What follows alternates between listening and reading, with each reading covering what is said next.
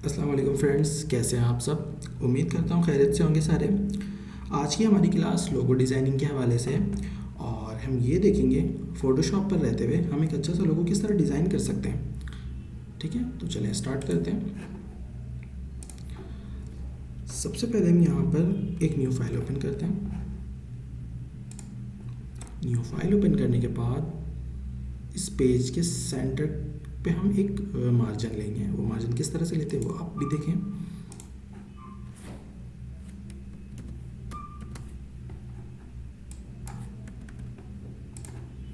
पहले हॉरिजॉन्टल ले लिया, देन अगेन यहाँ पर आया और वर्टिकल ले लिया एक।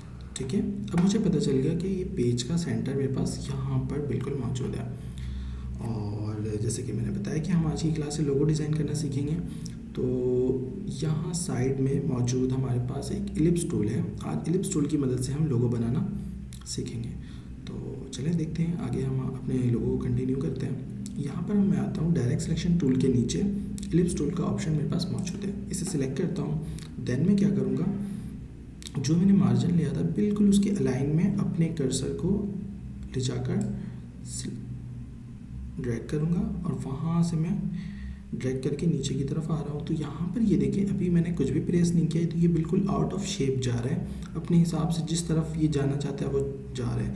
बट मैं चाहता हूँ कि ये प्रोपोर्शनली चारों साइड से इक्वल एक शेप क्रिएट हो। तो उसके लिए मैं क्या करूँगा, अल्टर और शिफ्ट।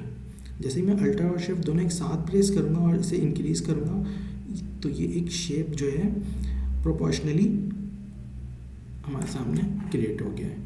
ठीक है, अब मैं क्या करूँगा, माउस की मदद से लेयर के सेंटर पे आपने क्लिक नहीं करना, लेयर यहाँ पर क्लिक करना है आपने। ठीक है, यहाँ पर हमारे पास जो एक ऑप्शन मौजूद है रेस्टोराइज का, इस पर आपने क्लिक करना है। इस पर क्लिक करने के बाद मैं क्या करूँगा, यहाँ साइड में जो टूल बार है मेरे पास, यहाँ पर रेज़र टूल एक है।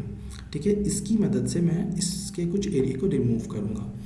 तो जिस साइज़ का आपका शेप हो आप उसी हिसाब से यहाँ से जो है अपना रेज़र का साइज़ पिक्सल्स को जो है सिलेक्ट करेंगे आप। ठीक है, देन मैं क्या कर रहा हूँ, इसको आप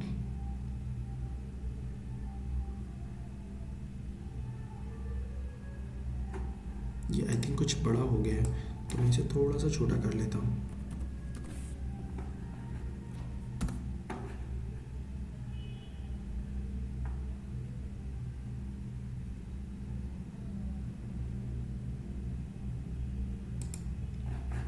इसे मैंने रेज़र किया। ठीक है, इसे रेज़र करने के बाद अब मैं क्या करूँगा, इस पर यहाँ पर आऊँगा और राइट क्लिक करूँगा। राइट क्लिक करने के बाद मेरे पास ब्लेंडिंग ऑप्शन एक जो है टैब है, मैं उस पर क्लिक करूँगा। उस पर क्लिक करने के बाद यहाँ पर मेरे पास ग्रेडियंट का एक ऑप्शन मौजूद है। जैसे ही मैं इस पर चेक लगाता हूँ ये ऑटो एक ब्लैक एंड वाइट कलर में कन्वर्ट हो गया। ठीक है, अब मैं इस ग्रेडियंट पे क्लिक करूँगा। आपने कुछ नहीं करना, जस्ट सिंपल इस ग्रेडियंट पे क्लिक करना है। ग्रेडियंट पे क्लिक करने के बाद जो यहाँ पर कलर आपने सेलेक्ट किया होगा ना, फोरग्राउंड कलर और बैकग्राउंड कलर, उस पर रहते हुए ये एक ऑटोमेटिकली एक बैकग्राउंड जनरेट करेगा। तो अगर आप यहाँ से लेना चाहते हैं यहाँ से ले लें, नहीं तो अपना कोई कलर बना लें। अब मैं चाहता हूँ कि ये वाला जो ऑप्शन है, नीचे का जो पोर्शन है ये वाला, अगर इससे समझ में नहीं आता तो मैं ये सिलेक्ट कर लेता हूँ या फिर ये। तो अब मैं चाहता हूँ जो रेड कलर मौजूद है मेरे पास, मैं इसके कलर को चेंज करूँ। तो आप ज़रा गौर करें इस पर। ठीक है,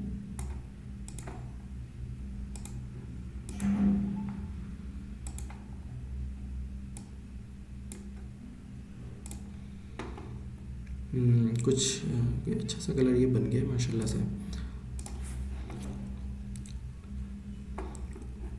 अब मैं क्या करूँगा, यहाँ पर ये जो लेयर मैंने बनाई है इसकी मैं डुप्लिकेट बनाऊँगा। ठीक है, और इसकी डुप्लिकेट बनाने के कुछ 2-3 तरीके हैं। जैसे कि आप सबसे पहला कि इस पर क्लिक करेंगे लेयर पर, जिस लेयर को आपने डुप्लिकेट बनानी है, इस पर इसके सेंटर में आने के बाद आप इस पर राइट क्लिक करेंगे। एक हो गया हमारे पास ये डुप्लिकेट लेयर। ठीक है, ये भी वही काम करेगा। और देन अगर मैं चाहता हूँ इसे दूसरे तरीके से डुप्लिकेट बनाऊँ तो ये देखें, यहाँ पर ले जाकर मैं इस लेयर पर इसे जैसे ही छोड़ूंगा ये ऑटो एक लेयर क्रिएट कर लेगा। ठीक है, कंट्रोल Z करके मैं बैक जाता हूँ। अब मैं क्या कर रहा हूँ, एक इसका शॉर्टकट है कंट्रोल J। तो अगर आप कंट्रोल J करते हैं तो इससे भी इसकी डुप्लीकेट बन जाएगी। ठीक है, तो अभी देखें इस मेथड से मैं कि डुप्लीकेट बनाता हूँ, तो ये डुप्लीकेट बन गई है, बट डुप्लीकेट बनी है तो सेम इसी के ऊपर बनी होगी वो, और इसे मैं देखना चाहता हूँ कि वो किस साइज़ में। तो मैं क्या करूँगा, एडिट पे जाऊँगा। एडिट पे जाने के बाद फ्री ट्रांसफॉर्म, इसके साथ साथ आपको कंट्रोल T भी दिख रहा होगा। तो ये तो फ्री ट्रांसफॉर्म यहाँ से कर लें या डायरेक्ट कंट्रोल T कर लें। ठीक है, जैसे कि कंट्रोल T किया तो आपने क्या करना है, इसके सेंटर पे या कहीं पर भी पर इस सिलेक्शन एरिया के अंदर आपने राइट क्लिक करना है और फिर इस फ्लिप हॉरिजेंटल कर लेना है। इसे करने के बाद अल्टर और शिफ्ट प्रेस करें और इसे प्रोपोर्शनली छोटा करें। जैसे पहले हम जैसे एक सर्कल ड्रॉ किया था हमने, तो उसे प्रोपोर्शनली बड़ा एक साइज़ में शेप बनाने के लिए हमने क्या किया था, अल्टर और शिफ्ट का इस्तेमाल किया था। इसीलिए हम उसको छोटा करने के लिए भी अल्टर और शिफ्ट का इस्तेमाल करेंगे। ठीक है, और यहाँ से इसे शिफ्ट प्रेस करके थोड़ा सा यहाँ पर लेकर आएँ, और ये थोड़ा सा वो लग रहा है तो अपने हिसाब से इसको मैनेज करना है आपने, ये काफ़ी बेहतर है।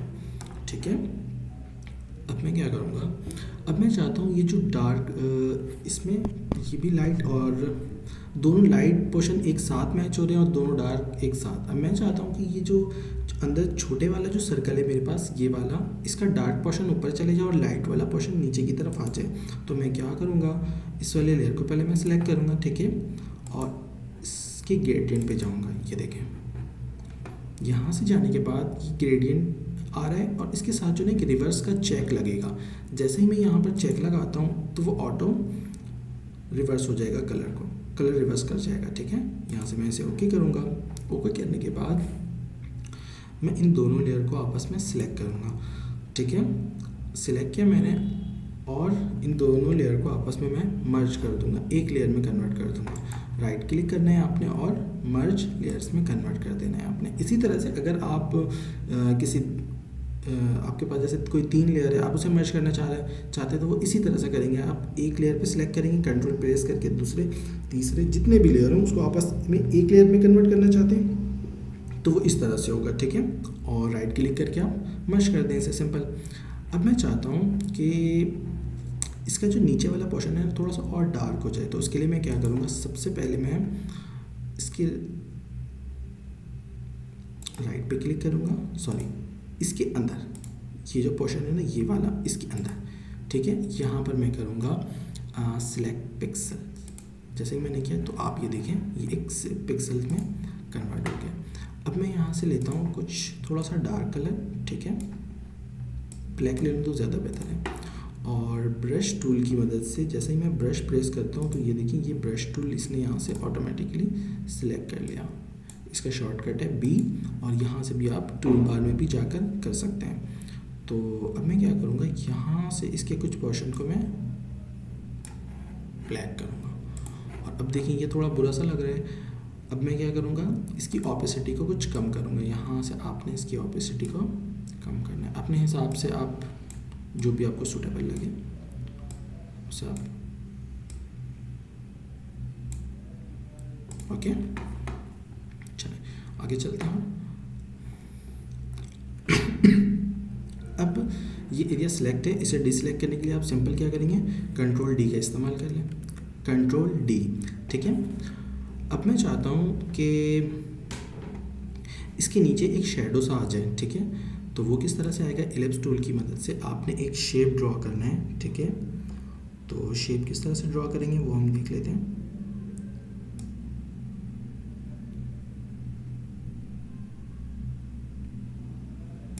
ये देखें, ठीक है, और इसकी ऑपेसिटी को मैं कर लेता हूँ कुछ कम, अपने हिसाब से 60% रखता हूँ। और अब मैं क्या करूँगा, यहाँ पर मैं जाऊँगा फ़िल्टर पे, फ़िल्टर में जाने के बाद ब्लर में जाने के बाद मेरे पास यहाँ पर गॉसियन ब्लर आ रहा है। ठीक है, आप इस पर क्लिक करेंगे और इसे ओके का चेक देंगे। ओके करने के बाद यहाँ पर आप ऑटो देखें कि इसके जो है ना पिक्सल्स कुछ चेंज हो गए हैं, दिखने में कुछ और लग रहा है। ठीक है,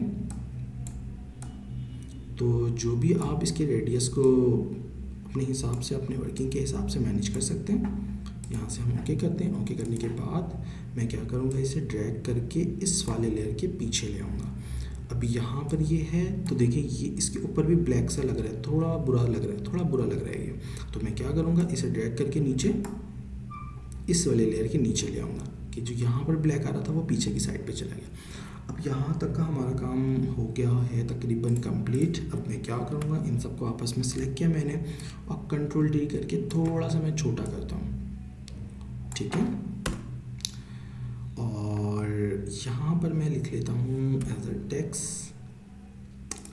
अभी PSL का सीज़न है तो PSL के नाम से मैं इसका नाम मैं PSL रख देता हूँ। आप चाहे जो भी रखें, जो आपकी मर्ज़ी, ठीक है। फ़ॉन्ट बहुत ही छोटा है। अब मैं क्या करूँगा, यहाँ से जाकर इसके फ़ॉन्ट को इंक्रीज़ कर लेता हूँ।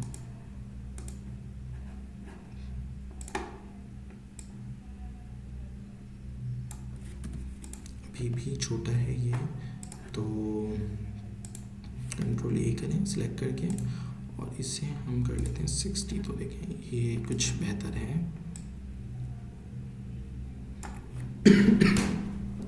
फ़ॉन्ट आप अपनी मर्ज़ी से कोई सा भी रख सकते हैं, कोई इशू नहीं है इसमें। और मैं क्या करूँगा, इसका एक नीचे फुल फॉर्म भी आ जाए तो ज़्यादा बेहतर है, पाकिस्तान सुपर लीग, ठीक है।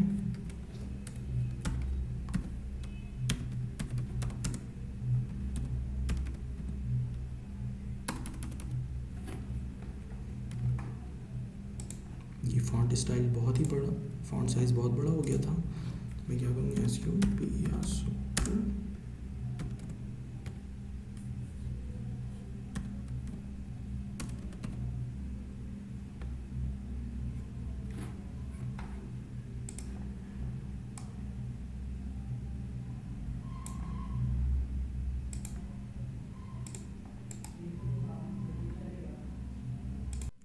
अब मैंने क्या किया, simple Pakistan super league PSL। अब इसके नाम से मैंने ये एक, आप यहाँ पर कुछ भी रखते हैं अपने, कुछ भी रख सकते हैं अपनी मर्ज़ी से, ठीक है। और अपनी मर्ज़ी से यहाँ पर इसे कोई सा भी फ़ॉन्ट आप इस्तेमाल कर सकते हैं। तो अब मैं क्या करूँगा, अब हम आते हैं इसके बैकग्राउंड पे। यहाँ तक का तो हमारा काम हो गया ख़त्म। और फ़िलहाल ये बैकग्राउंड बिल्कुल सिंपल सा है तो इसके ऊपर इतना वाज़ेह नहीं हो रहा। तो अब मैं क्या करूँगा, सिंपल इसे एक लेयर में कन्वर्ट करूँगा। लेयर में कन्वर्ट करने के बाद इस पर मैं आऊँगा, राइट क्लिक, ब्लेंडिंग ऑप्शंस, ठीक है। जो इससे पहले हमने ग्रेडियंट के लिए काम किया था, अगेन हम ग्रेडियंट पे आएंगे। अब इसके बैकग्राउंड पे हम काम करेंगे, ठीक है। यहाँ पर मेरे पास लाइनर, कुछ रेडियल, कुछ एंगल और रिफ्लेक्टेड और डायमंड के शेप में कुछ ऑप्शन मौजूद है। मैं लेता हूँ यहाँ से रेडियल में। रेडियल पे लेने के बाद मैं इसके कलर को चेंज करूँगा। तो कलर क्या हो सकता है वो आप अपनी मर्ज़ी से डिसाइड कर सकते हैं, ठीक है।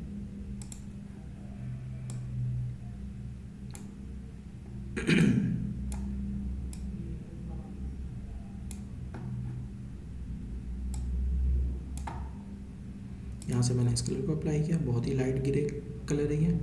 और मैं इसे करता हूँ ओके। और ये पहले से कुछ बेहतर लग रहा है अगर मैं इस तरह से इसको कंपेयर करूँ। ये देखें तो ये कुछ बेहतर है। और ये हमने एक सिंपल सा लोगो डिज़ाइन कर लिया है, दिखने में भी कुछ बेहतर लग रहा है। और आप भी प्रैक्टिस करें और इस तरह के कुछ डिज़ाइन क्रिएट करें। Thank you so much.